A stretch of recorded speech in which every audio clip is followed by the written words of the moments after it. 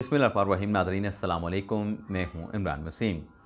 नाज़रीन, इस प्रोग्राम में जो एक बड़ी ख़बर आपके साथ हम शेयर करने जा रहे हैं, जिसकी कंपनी की तरफ से भी तस्दीक की जा रही है, और वो ख़बर ये है कि सियासी खेल का पांसा पलट गया है। एक तो इसकी डिटेल आप देखने वालों के साथ शेयर करेंगे। दूसरी ख़बर, जस्टिस मंसूर अली शाह साहब का एक नया इम्तिहान। वो इम्तिहान क्या है और इस खबर की डिटेल्स क्या हैं, इस पर भी हम बात करेंगे।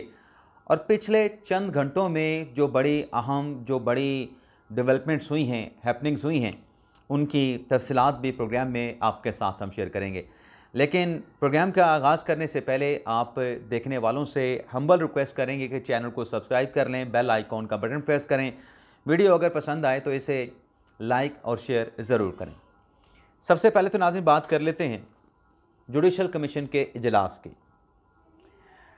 चीफ जस्टिस सीआई अफरीदी की सरबराही में जुडिशल कमीशन का इजलास होता है और उसमें सिर्फ 2 नाम ही जुडिशल कमीशन के अरकान के सामने रखे जाते हैं, और वो नाम प्रेजेंट करते हैं जस्टिस अमीनुद्दीन खान, जो कि कॉन्स्टिट्यूशनल बेंच के और जजेस आइनी कमेटी के सरबराह हैं।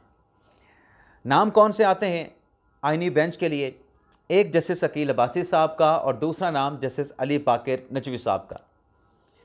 तो एक तो हमारी ख़बर की तस्दीक हो गई, बल्कि दोनों ख़बरों की तस्दीक हो गई कि ये दोनों जो नाम हैं ये फेवरेट हैं कॉन्स्टिट्यूशनल बेंच के लिए नॉमिनेट और उनकी मंजूरी के लिए।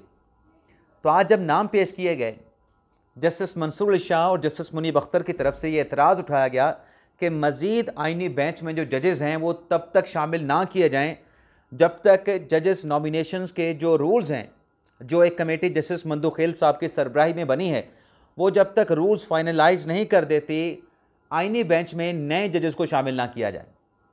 और यही मौक़िफ़ जो है, जो जस्टिस मंसूर अली शाह का था और जस्टिस मुनीब अख्तर का था, यही एतराज़, यही मौक़िफ़ पाकिस्तान तहरीक इंसाफ के अरकान की तरफ से भी लिया गया। जस्टिस जमाल खान मंदोखेल साहब ने सिर्फ इतना कहा कि चूँकि मैं उस रूल्स मेकिंग कमेटी का सरबराह हूँ, तो मैं इस मामले पर अपनी कोई राय नहीं दूँगा। लेकिन बहरहाल जो 2 नाम पेश किए गए, जस्टिस बाकर नकवी साहब का जो नाम है वो 7-13 से आइनी बेंच के लिए मंजूर कर लिया गया, और जो जस्टिस अकील अब्बासी साहब थे उनको 8 वोट मिले। जस्टिस अकील अब्बासी साहब को चीफ जस्टिस सीआई अफरीदी साहब ने भी वोट किया। अब मुखालफत करने वाले जजेस कौन से थे? उसमें तहरीक इंसाफ के 2 रहनुमा हो गए, वो जजेस तो नहीं लेकिन जुडिशल कमीशन के अरकान हैं। जस्टिस मंसूर अली शाह ने, जस्टिस मुनीब अख्तर ने, जस्टिस सीआई अफरीदी ने नजवी साहब की मुखालफत की। और जब अकील अब्बासी साहब की बारी आई तो तहरीक इंसाफ के 2 अरकान हो गए, गौर साहब हो गए, अली ज़फ़र साहब हो गए, मुनीब अख्तर साहब हो गए, उसके साथ साथ अपने मंसूर अली शाह साहब हो गए, और जमाल खान मंदोखेल साहब ने जो है उसमें आप कहें कि इन दोनों जजेस के हक़ में वोट नहीं दिया। तो ये आज जुडिशल कमीशन का इजलास था। लेकिन इसके साथ साथ नाज़रीन, जो एक और बड़ी डेवलपमेंट हुई है, जो हम माजी में देखते थे कि जब उमर अता बंदयाल साहब चीफ जस्टिस से, तो वो कभी भी किसी गैर मुल्की दौरे पे नहीं गए। और वो इसलिए गैर मुल्की दौरे पे नहीं गए क्योंकि उनके पाकिस्तान से बाहर जाने के बाद जो कायम मकाम चीफ जस्टिस बनने थे, वो जस्टिस काजी फ़ाइज़ ईसा थे, जो कि उस वक्त सीनियर प्यूनी जज थे।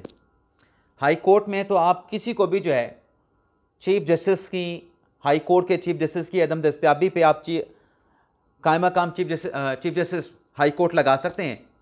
लेकिन सुप्रीम कोर्ट में कॉन्स्टिट्यूशनल प्रोविज़न है कि अगर चीफ जस्टिस कहीं बाहर चले जाएं, वो दस्तयाब ना हो, तो इस सूरत में जो सीनियर प्यूनी जज होगा वो कायम मकाम चीफ जस्टिस लगेगा।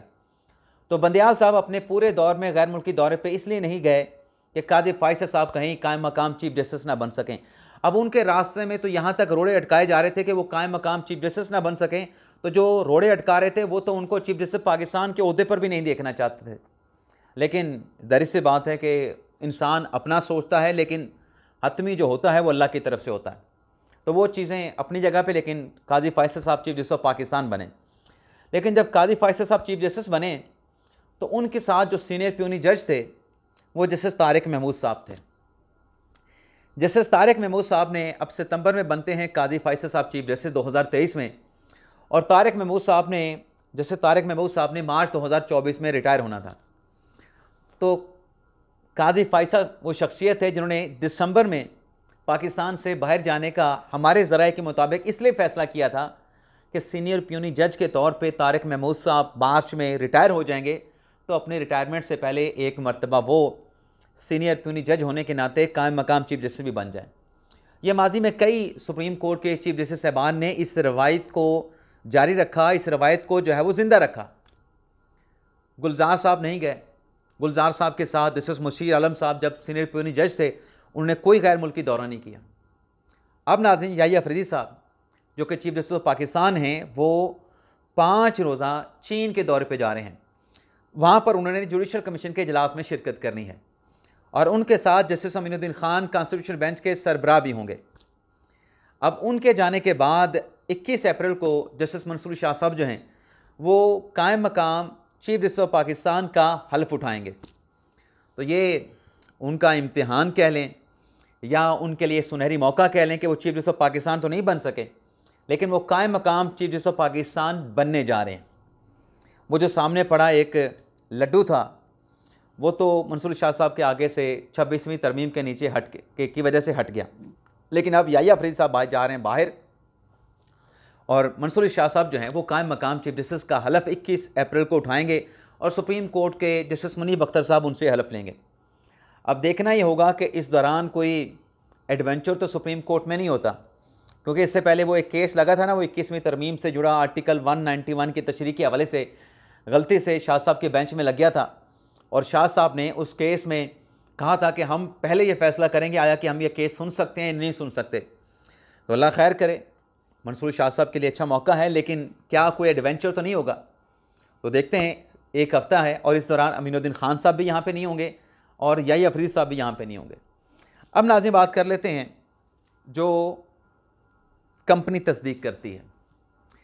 नाज़रीन, इमरान खान साहब का आपने रात जो मैसेज जारी किया गया उनके ट्विटर अकाउंट से, आपने वो पढ़ा होगा, उसमें कमोबेश वही बातें इमरान खान साहब के ट्विटर अकाउंट से पब्लिक की गई, शेयर की गई, एक्स अकाउंट से।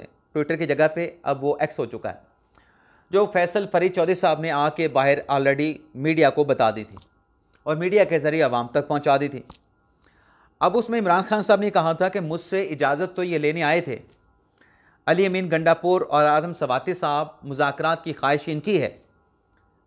तो अपने उस पैगाम में इमरान खान साहब ने कहा कि मैं ये समझता हूँ कि ये मुज़ाकरात करना जिसकी ख्वाहिश अली अमीन गंडापुर और आज़म सवाती साहब ने जिस ख्वाहिश का इजहार किया है, ये ला यानी है, यानी ये मीनिंगलेस है। वो गूगल पे ट्रांसफ़र किया होगा ना, यानी इसका कोई फ़ायदा नहीं है, इसका कोई हासिल नहीं है।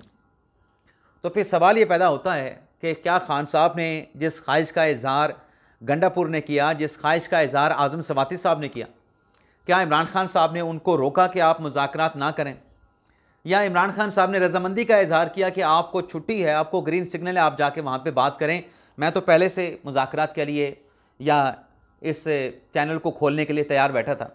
तो खान साहब ने रोका तो नहीं। खान साहब ने अगर कहते हैं कि मैंने उनको नहीं कहा, इजाज़त नहीं दी, तो जब आपने रोका नहीं तो एक तरीके से आपने इजाज़त दे दी। लेकिन साथ में जो इमरान खान साहब ने दूसरा कमेंट किया कि ये मीनिंगलेस है, ये मुज़ाकरात, इसका कोई मायने नहीं है, इसका कोई हासिल नहीं है।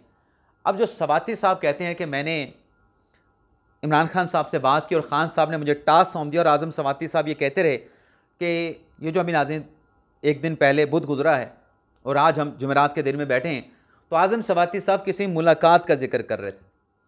तो कल भी हमने आपके साथ खबर शेयर की थी और आज भी आपके साथ खबर शेयर कर रहे हैं कि आज़म सवाती साहब की किसी के साथ कोई मुलाकात नहीं हुई है, किसी छोटी कंपनी से मुतल्लिका जुड़ी शख्सियत के साथ, कंपनी मतलब एस्टेब्लिशमेंट, किसी के साथ मुलाकात नहीं हुई। और ज़रा ये बताते हैं कि दरअसल आज़म सवाती साहब को किसी बाहर से आने वाली शख्सियत का इंतज़ार है। वो शख्सियत बाहर से आएगी और वो आके कोई दरवाज़ा खटखटाएगी तो फिर सवाती साहब कहते हैं कि मेरी मुलाकात हो गई।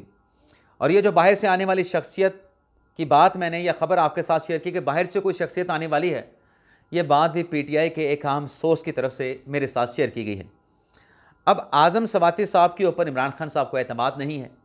इमरान खान साहब के एक्स अकाउंट से कह दिया गया है कि ये कर लें, लेकिन मुझे इसका कोई नतीजा निकलता हुआ नज़र नहीं आ रहा। तो जब पहले खान साहब नतीजा देख के बैठे हैं, आज़म सवाती साहब की किसी के साथ बात होती है, बात नहीं होती, लेकिन इसका इम्पैक्ट क्या जाएगा। दूसरी उम्मीद है दूसरी तरफ अली अमीन गंडापुर साहब, जिनका ऑफिशियल वज़ीर आला खैबर पख्तूनख्वा की कैपेसिटी में राब्ता रहता है, बातचीत रहती है। अब ये मुज़ाकरात का रास्ता खुलना था या खुलना नहीं था, आज जो गंडापुर साहब ने खिताब किया है, उस खिताब ने इस सारी सियासी गेम का, इस सारे सियासी खेल का पांसा पलट दिया है।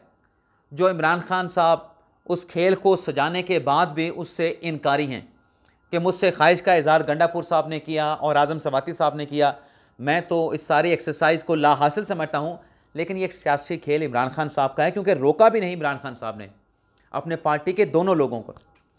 अब गंडापुर साहब क्या कह रहे हैं? गंडापुर साहब ने जो स्टेटमेंट दिया कि अगर उन्होंने जंग करनी है तो क्या अपने अवाम के साथ जंग करेंगे, जाएं जाके बॉर्डर के ऊपर जंग करें। अब ये बड़ी सख्त खिताब है, बड़ी सख्त तकरीर है गंडापुर साहब की। और गंडापुर साहब ये भी कहते हैं कि जो फैसला साज हैं उनको ग़ुलाम चाहिए, और ये ज़बरदस्ती उठा के हुकूमतें बनाना इन्होंने शुरू कर दी हैं। इमरान खान को जेल में इसलिए रखा गया है क्योंकि निज़ाम को इससे ख़तरा है। काश ये बात करने से पहले या इस किस्म की स्टेटमेंट देने से पहले तहरीक इंसाफ के जो भी इस किस्म के इनकलाबी मौजूद हैं वो चलें आवाम से माफ़ी तो मांगे। कहते हैं जी लोगों को उठा के हुकूमतें बनाई गई, इसकी ज़िंदा मिसाल, इसकी ऑन रिकॉर्ड मिसाल, इसकी वीडियोस मौजूद हैं कि तहरीक इंसाफ को इक़्तिदार में लाने के लिए लोगों को जहांगीर तरीन के जहाज़ पे बिठा के कैसे जो है वो तहरीक इंसाफ में शामिल किया गया, इमरान खान की काबीना में लाया गया। ये कोई ढकी छुपी बात तो नहीं। और फिर साथ में अपने गंडापुर साहब ये कहते हैं, पहले जैसे मैंने कहा कि इनको तो माफ़ी मांगनी चाहिए, आप तो खुद जो बात कह रहे हैं उसी तरीके से आप खुद इक़्तिदार में आए थे, आप दूसरों पे उंगली क्या उठाते हैं? या तो पहले आप माफ़ी मांगें कि हम इस जाल में फंस गए थे, अब हम ऐसा नहीं करेंगे।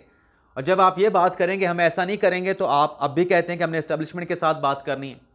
या तो आप जमहूरी बन जाएं, या तो आप इनकलाबी बन जाएं, या फिर आप ये ग़ुलामी वाली बातें करना छोड़ दें, या फिर आप कह दें कि हम तो इदारों के फिर ताबे हैं, आइन और कानून के ताबे, क्योंकि जो आपकी सोच है वो आइन और कानून से भी बाला होती है कि आपने रियासती मशीनरी को वफाक के ऊपर चढ़ाई के लिए इस्तेमाल करना है। अब गंडापुर साहब कहते हैं कि असल में आपने हुकूमत चलानी और हुकूमत बनानी होती है। आपकी हुकूमत जिनको आप ताना दे रहे हैं उन्होंने चलाई थी, उन्होंने बनाई थी, और आप वो हुकूमत चला नहीं सके, अपने बंदे पूरे कर नहीं सके, आपके खिलाफ अदम एतमाद की तहरीक कामयाब हो गई, क्योंकि जिस बैसाखियों पे आप खड़े थे वो बैसाखियाँ खींच ली गई थी। उन बैसाखियों को नज़र आ गया था कि हमने तारीख़ का सबसे बड़ा ब्लंडर कर दिया है कि इस शख्स को हम इक़्तिदार में लेके आए। अब आप सवाल करते हैं कि अगर इस तरीके से हुकूमतें बनानी हैं, हुकूमत गिरानी है, तो असम्बलियों की क्या ज़रूरत है, आइन की क्या ज़रूरत है? तो भाई पहले अपने गिरबान में तो झांकें, अपना सियासी करियर तो देखें। 2013 में आप कैसे इक़्तिदार में आए? नवाज शरीफ का बड़ापन था, नवाज शरीफ चाहता तो आपको खैबर पख्तूनख्वा में हुकूमत ना बनाने देते, लेकिन उसने आपको मौका दिया। लेकिन आपने KPK में इक़्तिदार में आके नवाज शरीफ की जड़ें, नवाज शरीफ की टांगें खींचना शुरू कर दें। आपने एस्टेब्लिशमेंट के साथ मिल के अपोजिशन में रहते हुए एक मुंतखब हुकूमत की आपने कब्र खोदी, और अब आप जमहूरियत और इनकलाब की बातें करते हैं। और फिर कहते हैं कि इमरान खान साहब कानून की हुक्मरानी चाहते हैं। खान साहब का पूरा जो सियासी करियर है, माजरत के साथ अपने सुनने वालों से एडवांस माजरत चाहता हूँ, वो कहीं नहीं देखा गया कि वो खान साहब का पॉलिटिकल करियर आइन और कानून की हुक्मरानी या बालादस्ती से इबारत हो।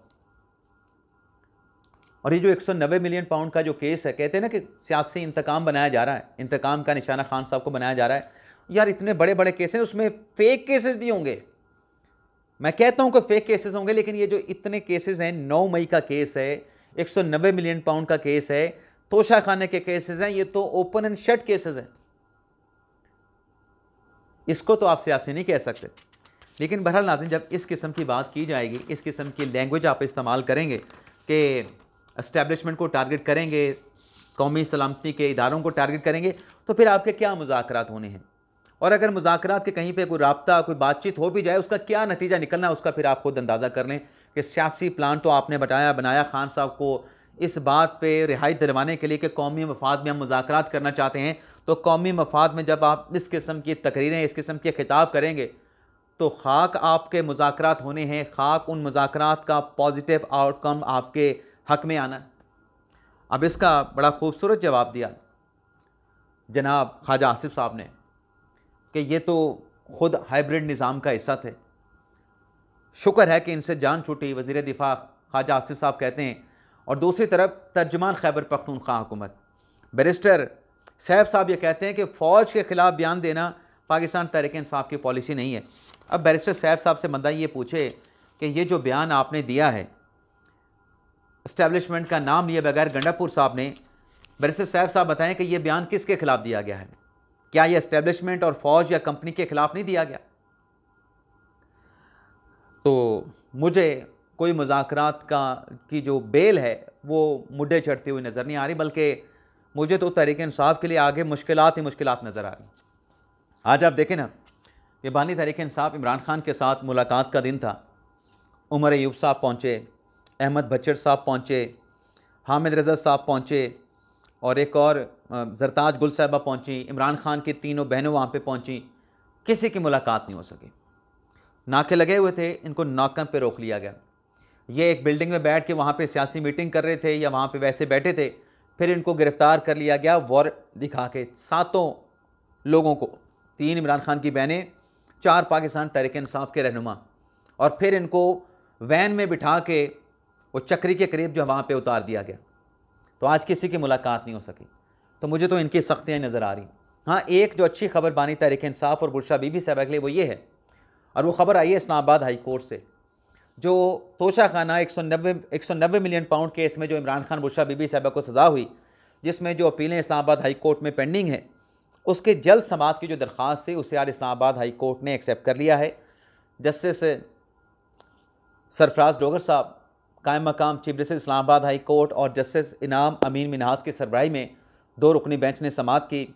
चौधरी ज़हीर अब्बास पेश हुए, चौधरी उस्मान गिल पेश हुए। अदालत ने कहा कि 2 हफ्तों के बाद ये जो इमरान खान साहब बुरशा बीबी साहबा की जो अपीलें हैं और इन अपीलों के साथ सज़ा, कन्विक्शन, सस्पेंड करने की जो मुतफ़र्रिक़ दरख्वास्तें हैं, इन्हें 2 हफ्तों के बाद समाअत के लिए लगाया जाएगा।